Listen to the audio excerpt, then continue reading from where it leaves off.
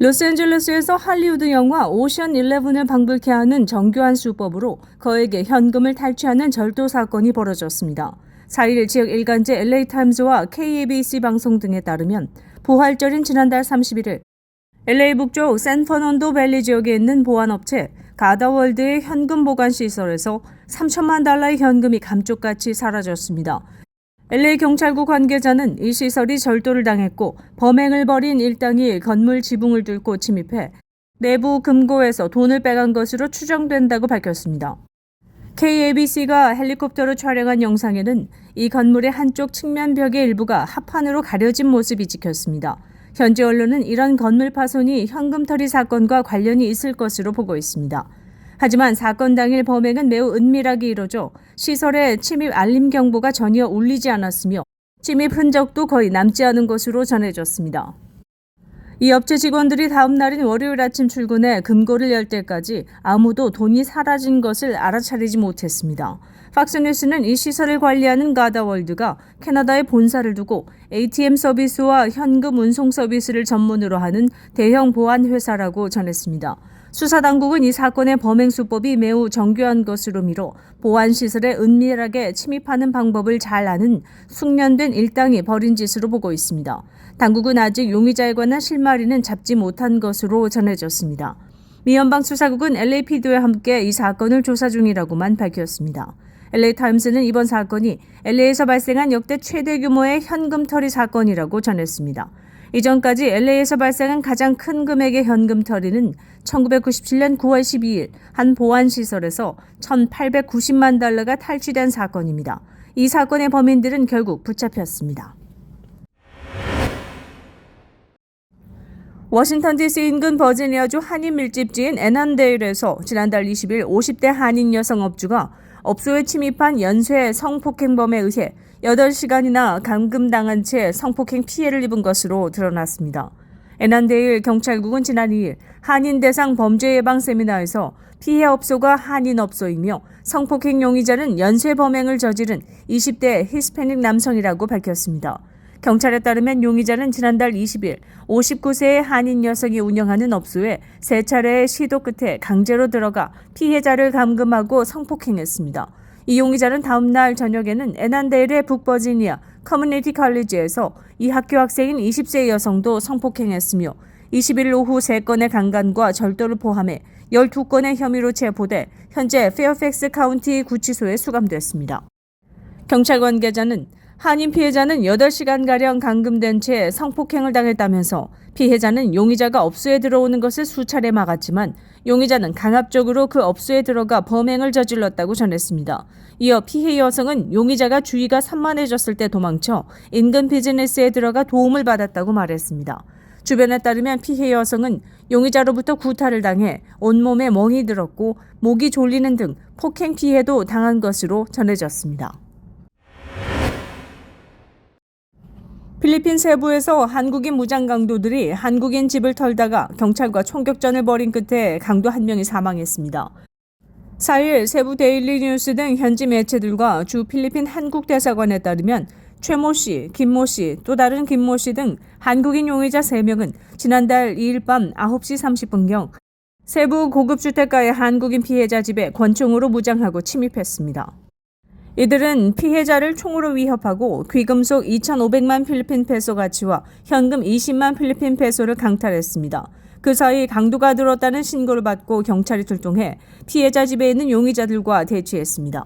경찰은 용의자들과 협상을 통해 투항시키려고 했으나 용의자들이 경찰관들에게 사격을 가해 응사했습니다. 이 과정에서 최 씨가 사망했으며 경찰관 한 명이 여러 곳에 총상을 입고 인근 병원으로 옮겨졌으나 중태로 알려졌습니다. 경찰은 나머지 용의자 2명을 체포해 경찰서 유치장에 수감하고 이들을 빼앗은 재물과 권총 등은 압수했습니다. 경찰은 용의자들의 배경, 피해자와의 관계, 범행 동기 등을 조사 중입니다. 또 이들에게 강도와 살인미수 혐의 등을 적용해 기소할 준비를 하고 있습니다. 외교부 당국자는 현지 공간에서는 사고 발생을 인지한 직후부터 수사당국에 신속하고 공정한 수사를 촉구하고 피해자와 접촉하는 등 필요한 영사주력을 제공하고 있다고 말했습니다. 오는 15일 개인 납세자 세금 보고 마감일을 앞두고 한인회계사 사무실은 바쁩니다. 올해 연방국세청은 과세소득 기준과 표준 공제액을 상향 조정해 인플레이션 여파에 따른 물가 상승분을 상쇄하는 과세 기준을 마련했습니다. 표준 공제는 시카고의 한인 CPA에 따르면 독신 세금 보고자는 13,850달러, 부부 합산 보고자는 27,700달러로 인상됐다고 전했습니다. 이로써 독신 세금 보고자 기준으로 세후 10% 구간 과세 소득은 11,000달러가 되며 부부 납세 보고자는 22,000달러가 된다고 덧붙였습니다. 또 다른 서버브의 한인 회계사는 22% 과세율이 적용되는 소득 구간은 독신 기준 44,726에서 95,375달러이며 부부 합산 보고자는 89,451에서 19750달러로 각각 상향 조정된다고 설명했습니다. 전문가들은 이런 IRS의 과세 기준 상향 조정 조치는 납세자에게 감세 효과가 있다고 진단했습니다. 이달이 세금 보고상 가장 바쁜 달이라는 회계사 L씨도 한인 고객들을 상대하다 보니 물가 상승률을 약간 웃도는 수준으로 감세 효과가 나타나는 것 같다고 말하기도 했습니다. 그는 올해 근로소득 공제 한도액은 7,430달러로 인상 조정됐다며 연방 상속세 면제 한도도 1,292만 달러로 증여세도 17,000달러로 각각 상향 조정됐다고 덧붙였습니다. 한편 주로 자영업을 하는 한인들은 LLC 혹은 S코퍼레이션을 선택해 세금 보고를 마무리하고 있습니다. 바이든 행정부가 직업 공무원의 신분 보장을 강화하는 규정을 마련했습니다.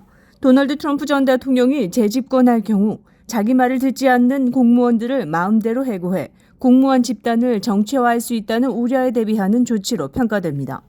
AP통신과 폴리티코 등에 따르면 연방인사관리처 OPM은 4일 직업 공무원을 정무직 공무원 등 해고가 쉬운 직종으로 임의로 재분류하는 것을 금지하는 규정을 발표했습니다.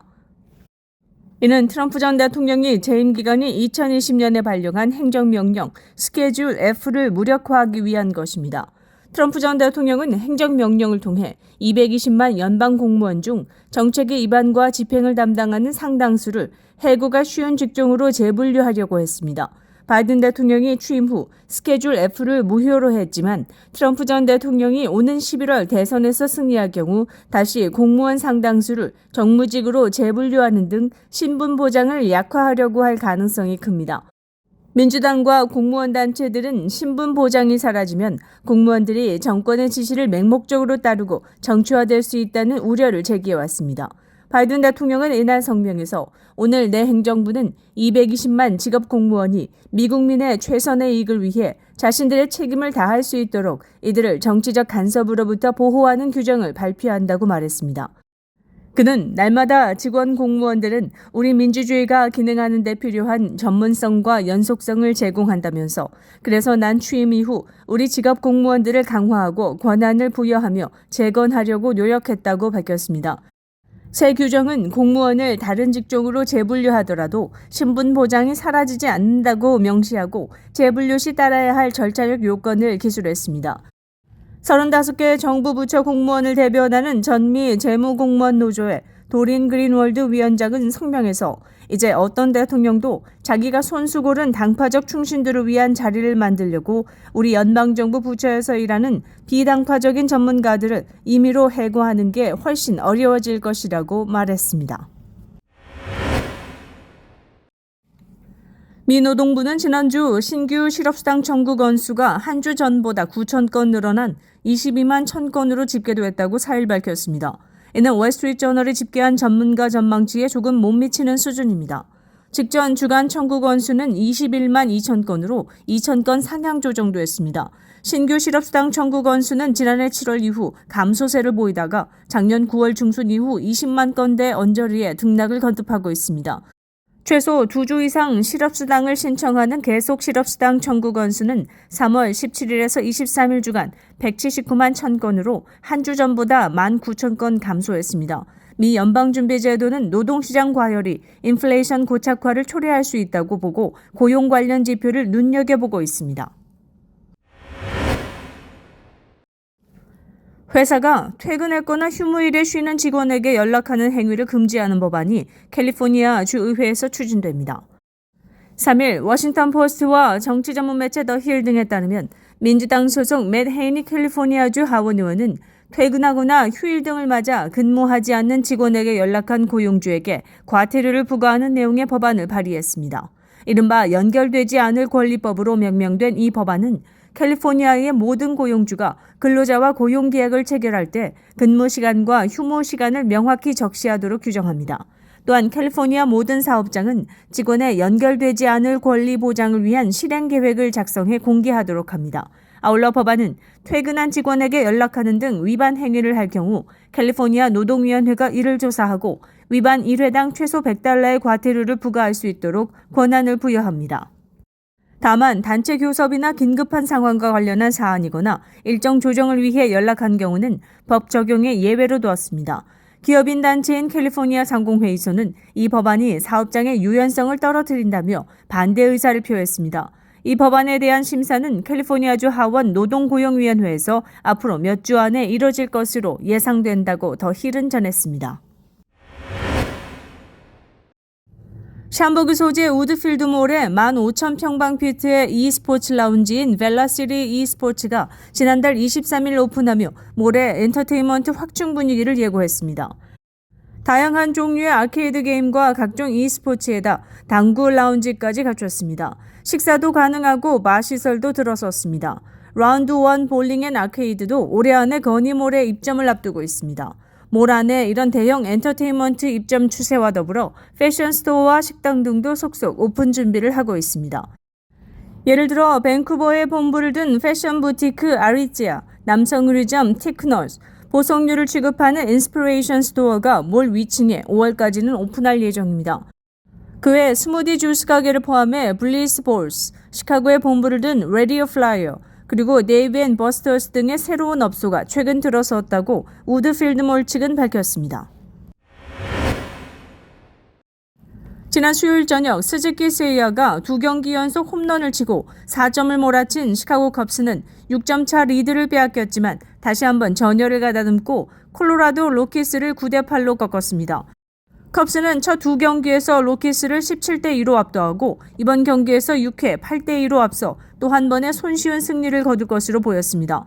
그러나 콜로라도는 7회에 1점, 8회에 5점을 만회해 동점을 만들며 출격했습니다. 승리는 8회 말 마일스 마스트로보니가 상대 투수의 폭투로 1루로 출루하면서 시작됐습니다. 이안 합의 안타로 그는 3루를 밟았고 다음 타자 스즈키의 땅볼에 포수 제이콥 스탈링스가 라이언 맥마흔의 송구를 잡지 못해 득점을 허용했습니다. 스즈키는 3안타를 기록했으며 미고엘 아마야가 3점을 몰아치며 컵스는 4연승을 거두었습니다. 로키스는 1승 6패를 기록했고 관중들에게 8회에 흥미진진한 경기를 선사했습니다.